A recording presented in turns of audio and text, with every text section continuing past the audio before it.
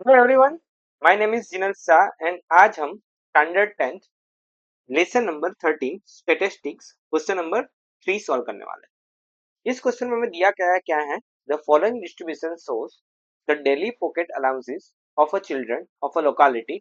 The mean pocket allowances is ₹18। यहाँ पे देखो बच्चों क्या दे दिया है हमें, एक्स बार इस बार दे दिया है हमें 18 and find the missing frequencies.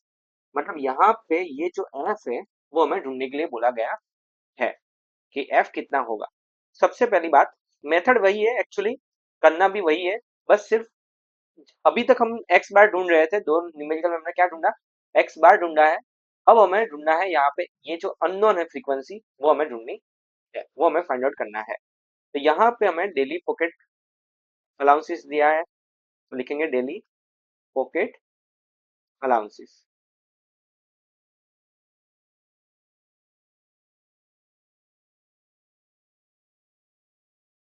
कितना है, 11 to 13, then 13 to 15, then 15 to 17, then 17 to 19, then 19 to 21, 21 to 23 and 23 to 20।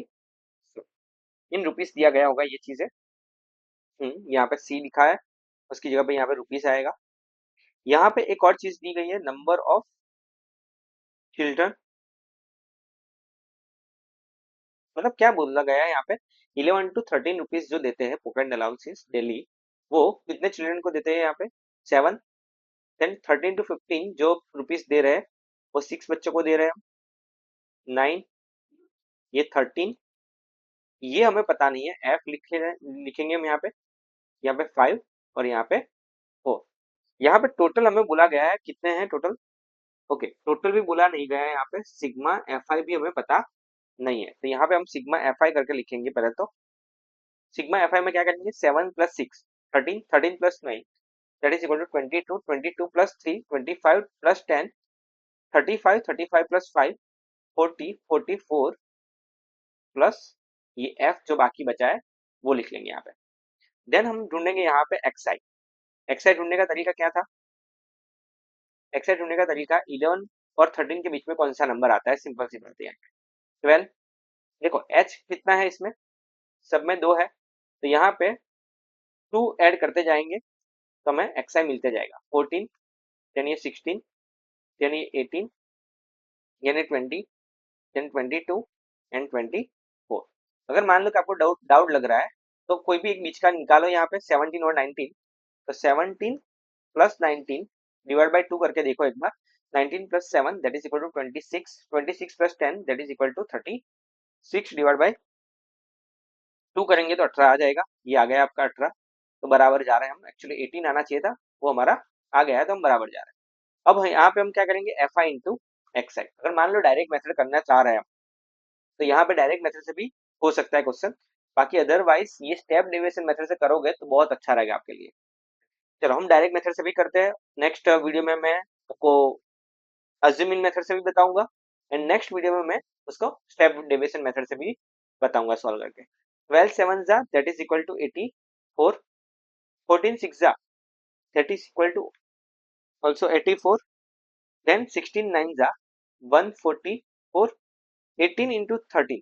देखो यहाँ पे रफ वर्क में करना है आपको, 18 into 13 that is equal to, यहाँ पे अगर मान लो कि 8 3 जा 24 लिखो, कैरी 2 हुआ, 3 1 जा 3 + 2 that is equal to 5, plus यहाँ पे क्रॉस करूंगा, 8 1 जा 8, 1 1 जा 1, ये 4 आया, 8 + 5 that is equal to 13, carry 1, 1 + 1 2, तो ये कितना है आपका 234। 20 इंटू एफ, यहाँ पे ध्यान देना 20 एफ आएगा। 20 इंटू एफ कितना आएगा, 20 एफ। ये हमारे काम का नहीं है एक्चुअली, ये रफ वर्क में करना है हमें।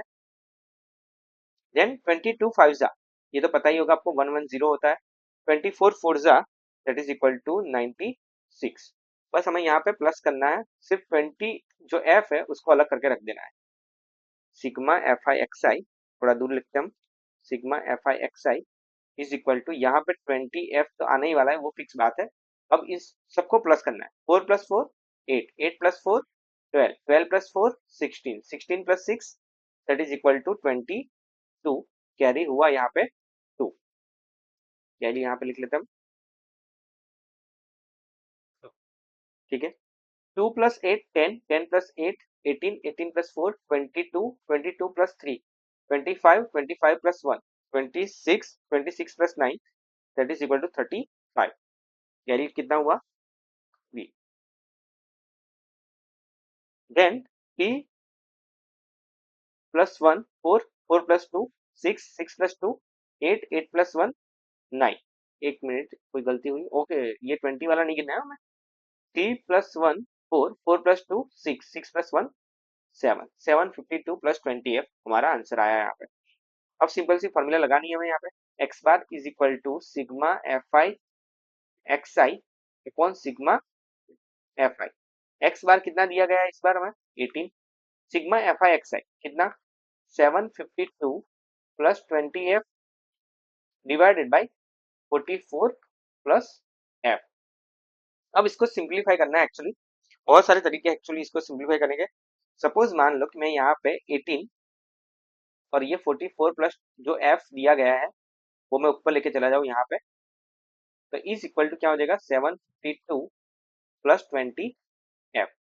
अब इन दोनों को मल्टीप्लाई करना है 18 इंटू 40, चलो एक रफ पेज ले लेते हैं हम यहाँ पे 44 इंटू 18। अगर 18 का टेबल आता है तो आपका काम बहुत ईजी हो जाएगा यहाँ पे। देखो नहीं आता है तो कोई प्रॉब्लम नहीं है, 8 4 जा 32 कैरी 3, 8 4 जा 32 plus 2 that is equal to 35 plus cross करेंगे हमें यहाँ पे हम 4 1 जा 4, 4 1 जा 4 2, 4 प्लस 5 9, 4 प्लस 3 7। तो यहाँ पे हमारा आंसर आया कितना 792 plus 18f is equal to 752 plus 20f। अब ये 18f को इस साइड लेके जाएंगे और 758 को इस साइड लेके आ जाएंगे। कितना बना हमारा 792 minus 752 that is equal to 20f minus 18f। Therefore यही वाले पेज पे हम लिख लेते हैं, ये तो रफ में लिखा था हमने एक्चुअली, तो इसको रफ कर देते हैं। 20f minus 18f that is equal to क्या हो जाएगा हमारा ये 2f is equal to 792 minus 752 that is equal to 40 आने वाला है, प्लस और माइनस तो 100% आता होगा आपको 10th स्टैंडर्ड में हो तो।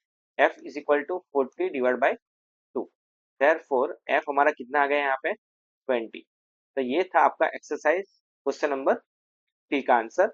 बहुत इजी क्वेश्चन है होते हैं एक्चुअली, और बहुत हाई वेटेज चैप्टर्स होते हैं ये। तो अगर ये वीडियो आपको अच्छा लगा हो तो लाइक करो, शेयर करो और सब्सक्राइब करो।